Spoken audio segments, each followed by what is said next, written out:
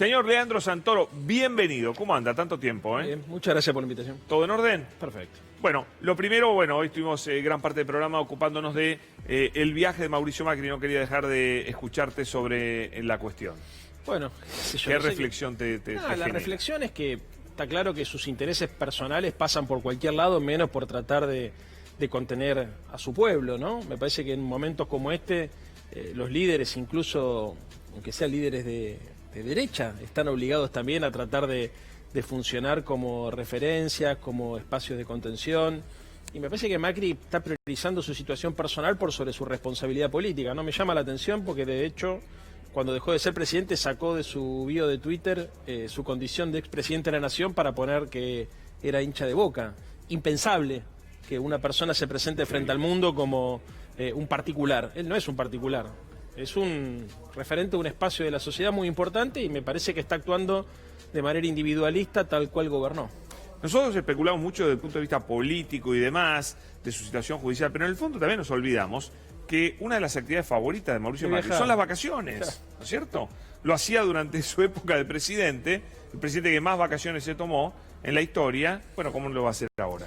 Claro, es que uno tiene la sensación que un expresidente es algo más que un individuo común, ¿no? Tiene una responsabilidad con el Estado, con su pueblo, con la gente que lo votó, con la gente que cree en él, y uno supone que todos los expresidentes actúan de la misma manera.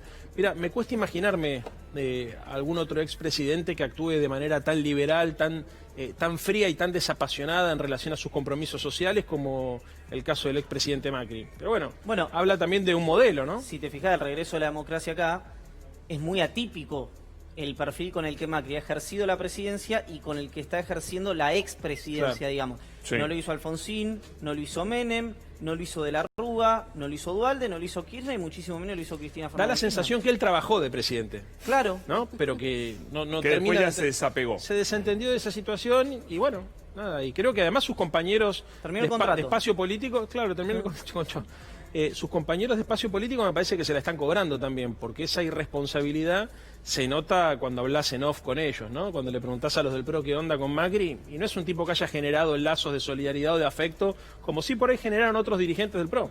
Sí. Como en el caso de Macri no se da. Bueno, ¿alguna pregunta para Leandro? No, ¿O Mariano? yo sí, como quieran. No, sí, que quiera. No, vinculado sobre todo a la discusión esta que se da dentro de... dos preguntas que van contigo. La reforma judicial. Uno, ¿momento para reforma judicial o momento para reforma judicial y alguna luz al final del túnel, usando las palabras de una ex vicepresidenta, desde el punto de vista económico? Y en virtud de eso, ¿qué te han parecido las reacciones de la oposición ante el anuncio del presidente de la República? Mira, creo que el argentino opera un bloque de poder que está compuesto por un sector importante del Poder Judicial, un sector importante de los medios hegemónicos de comunicación, un sector importante de la política, básicamente Cambiemos, e incluso algún sector de los servicios de inteligencia como mano de obra desocupada. Ese bloque de poder se da de alguna manera sinergia cada vez que opera sobre la realidad política.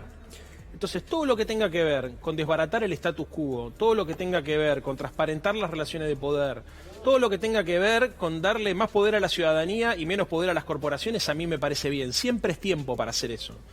No hay que entender esto solamente como la necesidad de un abogado que está ejerciendo la presidencia de cumplir con su misión. Hay que entenderlo como la necesidad de un cuadro político que sabe que para avanzar en reformas estructurales se necesita poner luz en los lugares donde la democracia hace mucho tiempo había puesto sombras.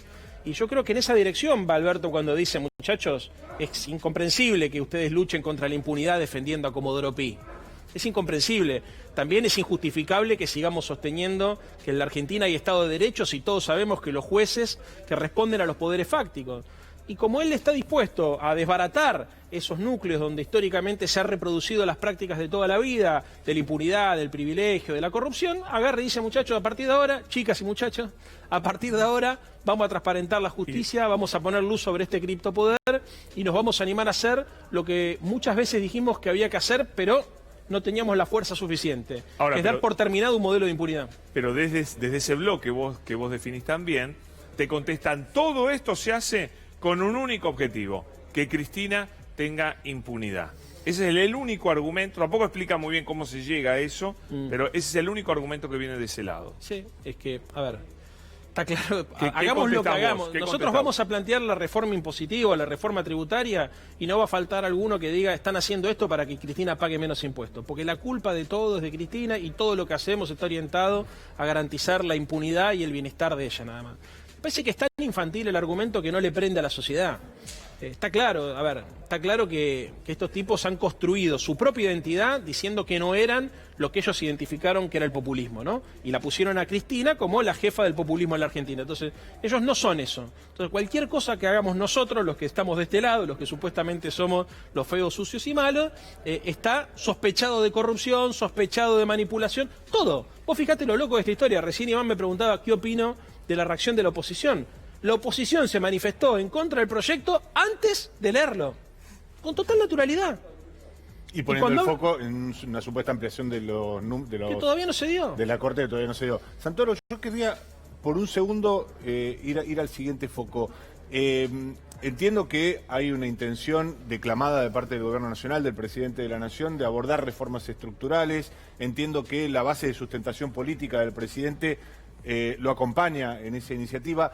¿Por qué deberíamos pensar que en este caso la reforma judicial va a tener un destino distinto o va a tener un camino más concreto que lo de Vicentín, que arrancó como expropiación y probablemente termine como una intervención a medias, lo de otras iniciativas que hubo en su momento, de las cuales el gobierno había hecho una virtual épica y que terminaron, la verdad que en algunos casos en una desilusión? Es decir, falta probablemente de parte del gobierno responder a esa base de sustentación política a la cual le dijo nosotros vamos detrás de estas corporaciones, vamos a cambiar el statu quo, pero la verdad que no se está viendo demasiado. Uno entiende la pandemia como condicionante severo de la política, pero la verdad que para el caso no deberían hacerse tantos anuncios porque después vienen las desilusiones. Claro, yo quería enganchar una pregunta ahí. ¿Sería el momento cierto, correcto, para proponer una reforma de esta magnitud en el momento en que la pandemia está creciendo y que quizás haya un movimiento ahí como de anticuarentena, de promover la impopularidad del presidente? No, justamente en este momento pareciera que ninguna reforma es importante. Lo que pasa es que nosotros no podemos aceptar ese diagnóstico. Si fuera por el momento político, o por el momento social, o por el momento epidemiológico, lo único que podríamos hacer es hacer lo que estamos haciendo y nada más. Y la verdad que a nosotros nos votaron para transformar la realidad. Vos me preguntabas si tenemos certeza de que esto termine bien. No, en la Argentina no hay certeza de nada, hay que pelear. No, digo, de acometerlo hasta el final. Pensaba también un ejemplo que se me había pasado, el tema de la imposición a las grandes fortunas para que hagan su aporte. Sí, pero nosotros no renunciamos a la imposición a las grandes fortunas. Van 4 meses de pandemia y todavía... Sí, por supuesto, pero no renunciamos. Pero déjame terminar la idea. Siempre se habló del impuesto a las grandes fortunas, que estamos todos deseosos de discutirlo, que iba a ser post-arreglo, post-default. Sí. Y lo que se está corriendo no es la presentación del impuesto, sino lo que se está corriendo es el acuerdo o el default.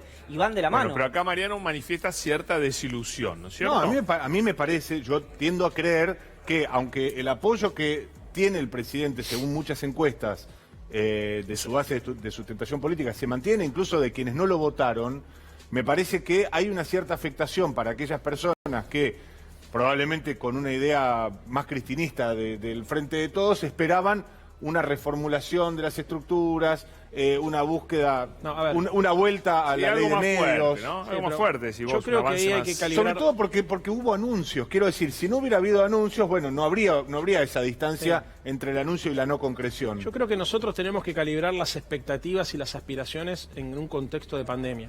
No podemos mantener las mismas expectativas y las mismas aspiraciones que teníamos en la prepandemia que ahora. ¿Por qué? No solamente porque la gente está en cuarentenada, sino porque la capacidad financiera del Estado está muy menguada. Nosotros, la gente nos votó, en síntesis, para garantizar la justicia social. Y la justicia social implica crecimiento con distribución de la riqueza.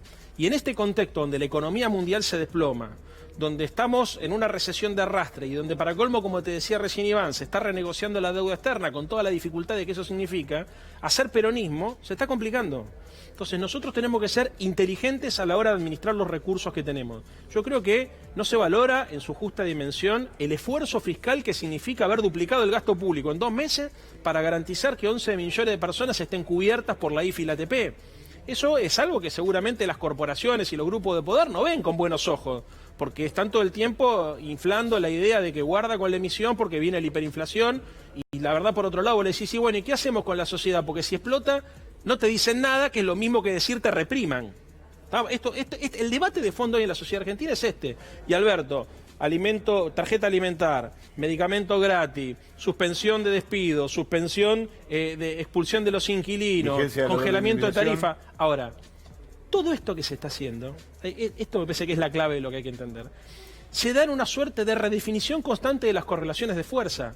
Quien piensa que vos ganaste poder cuando ganaste o cuando asumiste el 10 de diciembre la elección, y ese poder se mantiene estable hasta la próxima elección, no sabe cómo funcionan las democracias modernas. No, totalmente. Nosotros tenemos que construir poder mientras ejecutamos el poder que tenemos para garantizar que la sociedad no se caiga, y al mismo tiempo estamos obligados a dar debates en el marco de la sociedad para que la sociedad acompañe este tipo de proyectos. Si nosotros no militamos y dejamos solamente en una suerte de democracia delegativa que los funcionarios lleven adelante sus compromisos electorales, no entendemos lo que está pasando hoy en América Latina. En América Latina el poder del Estado es poco poder. Si no se le agrega poder social, si no se le agrega organización, conciencia y fundamentalmente creatividad, lamentablemente vamos a sentir que todos los gobiernos se parecen. Entonces, acá lo que hay que hacer es entender que hay que empoderar políticamente al gobierno de Alberto y de Cristina Fernández, que hay que aumentar el nivel de conciencia, que hay que reorientar la discusión hacia los verdaderos objetivos que nosotros tenemos, y que hay que ir administrando con inteligencia el pragmatismo.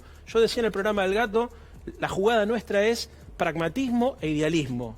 ¿Cuándo subimos la cuota de idealismo? ¿Cuándo subimos la cuota de pragmatismo? ¿Cuándo entra la sensibilidad? ¿Cuándo entra la inteligencia? ¿Cuándo hay que reclamar gestión? ¿Cuándo hay que esperar porque nos están atacando y la derecha como opera también construye sentido? Eso requiere un movimiento inteligente, para lo cual nosotros tenemos que estar preparados. Clarísimo. ¿Satisfecho? Sí, si no, sí, después volvemos. Si no, después volvemos, Perfecto. porque nos vamos a ir metiendo en el tema coronavirus, por supuesto, que es un tema de actualidad. Y la verdad, el otro día con la charla que tuvimos, no sé qué les pasó a ustedes, tuvimos una charla muy dura, Leandro, te cuento a vos, con un director de un hospital. Yo dormí mal esa noche. Yo dormí muy mal esa noche. Por todas las cosas que dijo ese director, me dejó realmente